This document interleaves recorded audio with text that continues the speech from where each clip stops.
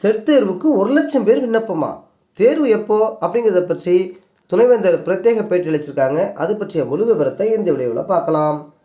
தமிழ்நாட்டில் இருக்கக்கூடிய யூனிவர்சிட்டி மற்றும் காலேஜுகளில் அசிஸ்டன்ட் ப்ரொஃபஸராக பணிபுரியறதுக்கு அரசு சார்பில் நடத்தக்கூடிய நெட் தேர்வு மற்றும் செட் தேர்வை எழுதணும். அதன் அடிப்படையில் தமிழகம் முழுவதும் இருக்கக்கூடிய பல்கலைக்கழகங்கள் சுழற்சி முறையில் இந்த நெட்டு செட்டு தேர்வை நடத்திட்டு வர்றாங்க.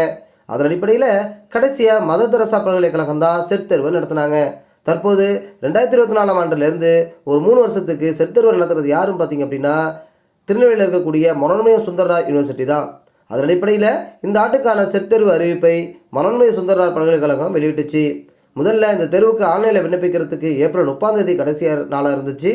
அது மட்டும் இல்லாமல் 2 முறை கால அவகாசம் நீடிக்கப்பட்டு இறுதியாக மே 15ஆம் தேதி கடைசி நாள் என அறிவிக்கப்பட்டது.